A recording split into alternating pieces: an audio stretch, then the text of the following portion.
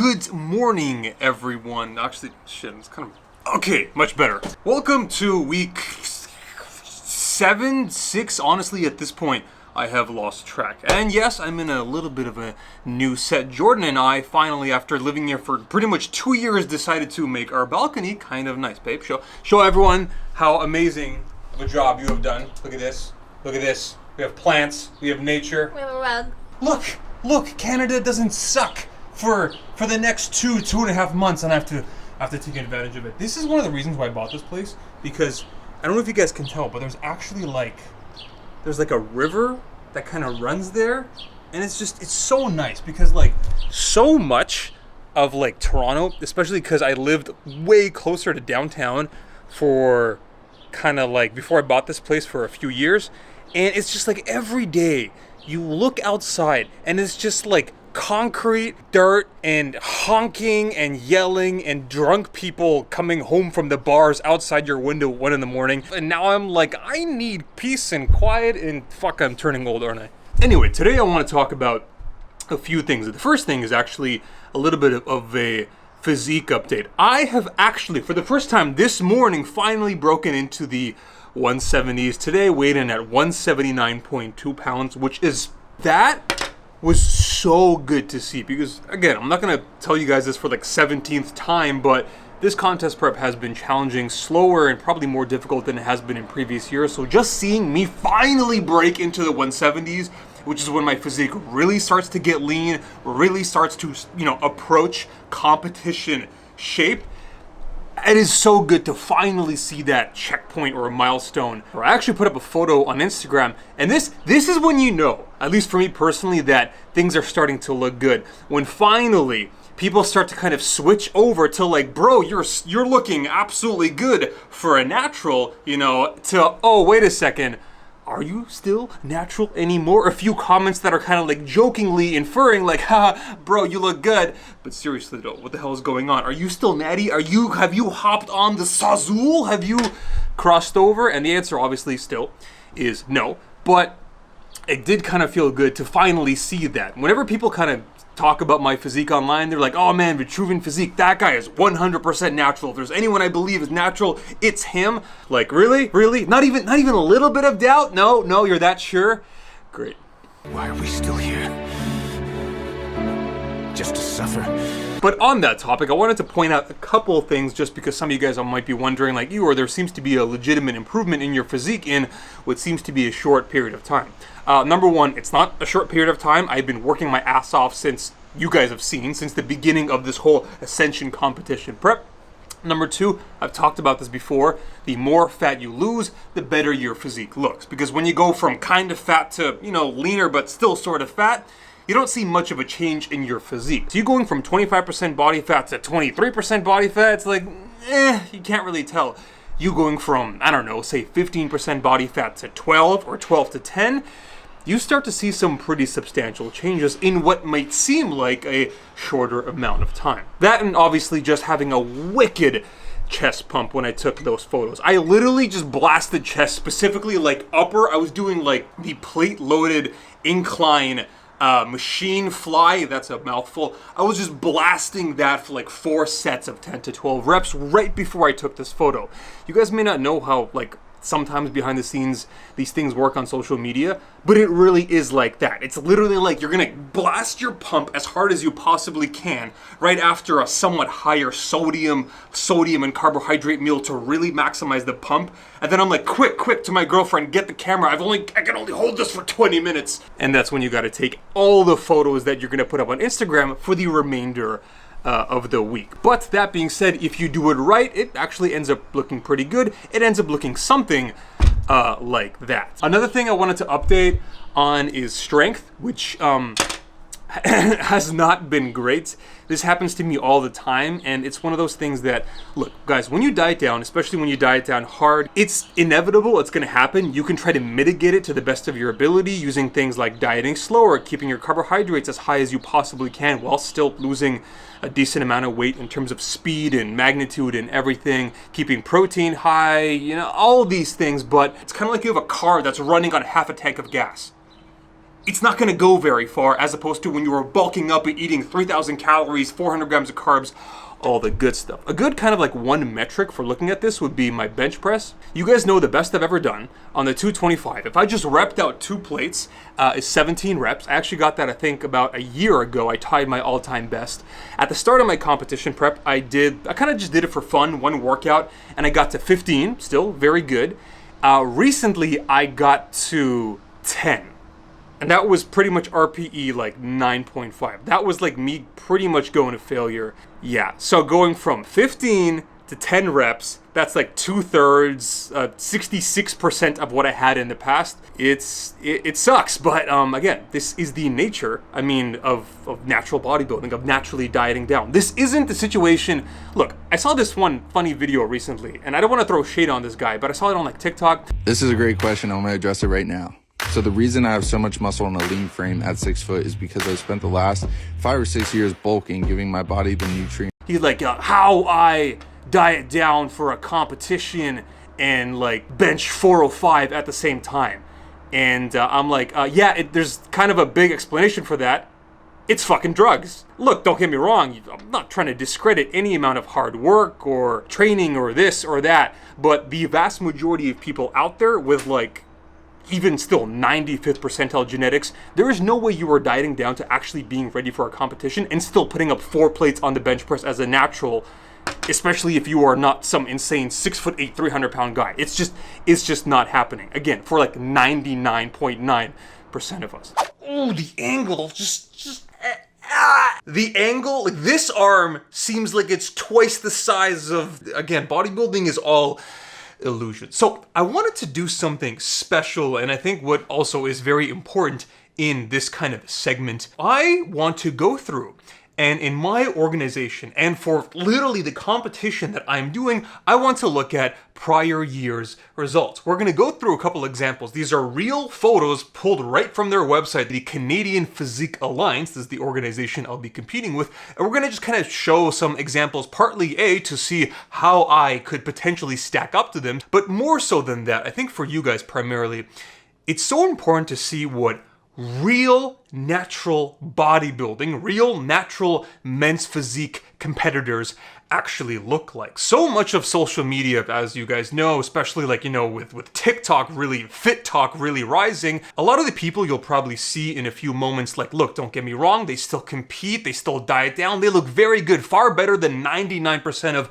regular people out there, even people in the gym, but it's not going to be such crazy mind-boggling shit that you might sometimes see when it comes to social media. Again, because there we're looking at the top 1 percentile genetically speaking, and because a lot of people are using performance-enhancing drugs, whether it be, steroids, SARMs, TRT at freaking 23 years old, all the crap that I pretty much talked in my last video. Either way, enough talk, let's get right into it. This is the 2019 CanFit Pro. This is actually the show that I'm going to be doing, except we're going to be looking at the last time they held it. So let's look at a couple of these people in the beginning. They're always kind of like the winners. There's, they put the best first. This was the overall men's physique winner, and he looks really, really damn good. And I feel for this guy because he actually gives my calves a run for their money. This is what you'd expect to see from someone who's like 7, 8, 9% body fat, give or take. Again, it's hard to make a judgment based on just one photo. This guy, I think, probably placed, I guess, first or second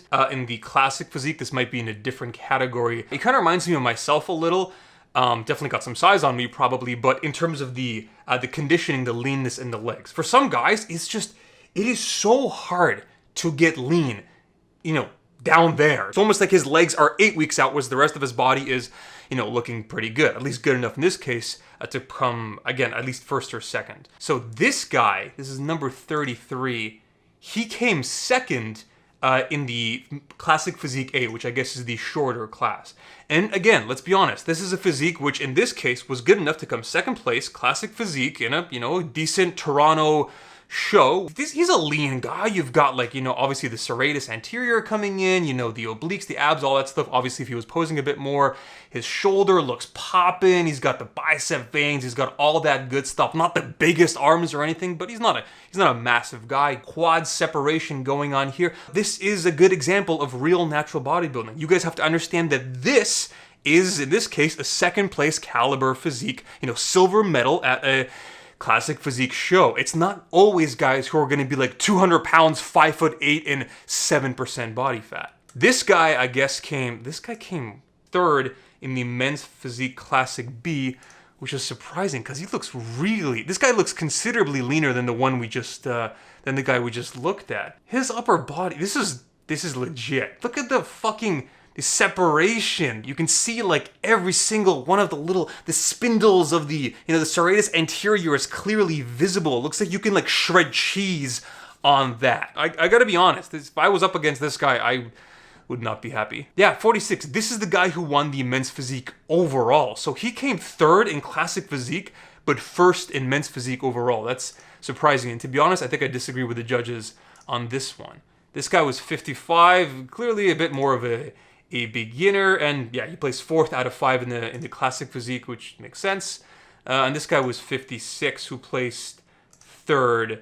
Again, a physique which some people out there might not necessarily consider. I mean, he's got a very sort of like, just genetically speaking, he's got kind of like a narrow waist, but an overall narrow physique. Really full, good arms.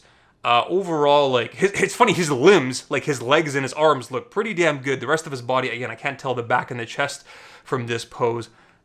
Still, pretty good. Here, this guy, definitely lean for the beach, but insufficient for competition. This guy, chest has good separation and all that. This is what you'd expect for kind of like a, local level, classic physique competitor. He's not some jacked crazy motherfucker, but he's probably like, what, I don't know, like 6 feet, 180 on stage, maybe 175. This part of his physique right here, it seems like 3 steps above pretty much the rest of everything, but still, pretty good. If I was up against this guy, well, it might be somewhat of a challenge. This guy was number 59. This was the first place in the men's classic physique Class B. This is the taller category. I believe this is probably what I would be competing in. Sometimes they divide the categories a bit differently depending on how many competitors there are.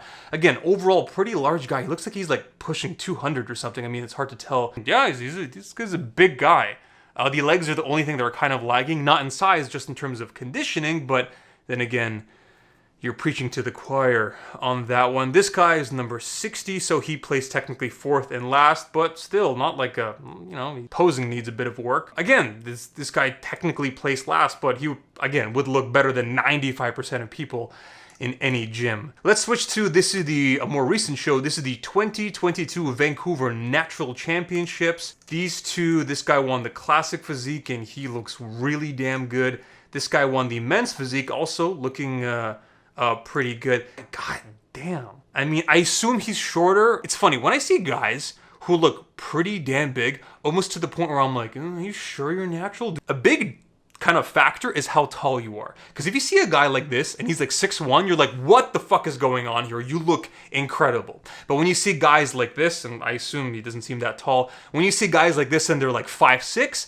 suddenly it changes a bit. It's sort of like the Jeff Nippert effect. These guys look really thick and massive, but when they're kind of like, it's almost like they're sort of compressed, it kind of like, it makes it a little bit more believable in terms of the ability to pack on that much mass. It's almost like your arm has, because it's shorter humerus, there's almost like less real estate to fill muscle-wise, so it's a little bit easier for you to have like these big, thick, round muscle bellies. This guy placed 2nd in the shorter classic physique division. Arms, right off the bat, his upper body is really good. If I was up against this guy upper body wise, I will be honest, he'd probably kick my ass. When you can see the clear separation between the triceps and the biceps, that is something which I don't see very often. You have to have I'll be honest, probably favorable genetics and also just pretty damn good conditioning. Okay, next up we got this one. This one I wanted to do just to see kind of like, let's see something a bit more advanced. This is the 2021 Natural Canada Pro qualifiers. So these are still natural competitors, or at least allegedly,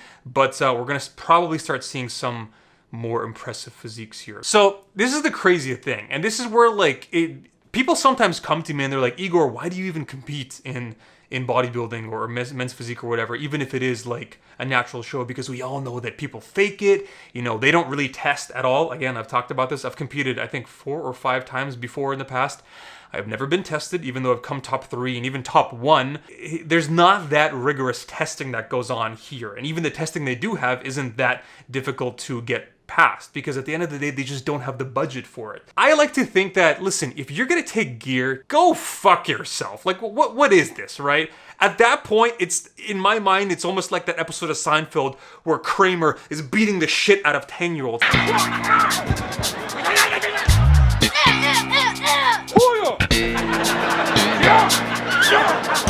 Like, what are you doing if you're competing in a natural show with other natural competitors? If you're taking anything, go fuck yourself. The thing is, at a local show, it's probably, like, in my opinion, less likely or less common. When you get to these higher level shows, it becomes more of a problem. This was more believable. Great physique, you know, but it's not shredded to the bone with a crazy amount of muscle mass. This guy is definitely kind of big, but still at least somewhat believable from a natural standpoint.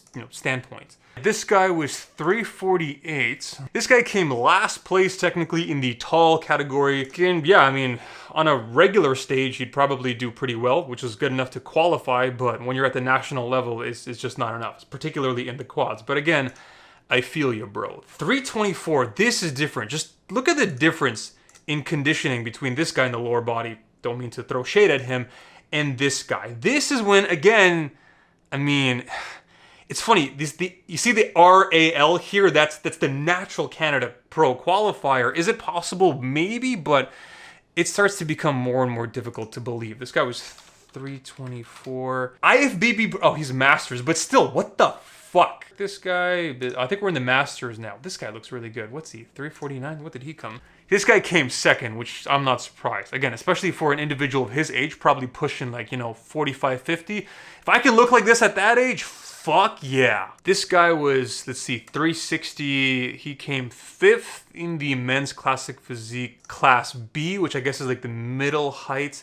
Very, pretty damn lean. Once you start seeing kind of like separation, even though it's not the biggest legs, once you start seeing separation, vascularity, see how it's kind of like grainy here? It's almost kind of, the skin starts to look like thin, almost like granite-like. That's when you know this guy really dieted his ass off. And you can also tell in the upper body. Doesn't necessarily have the biggest arms, but wait a second.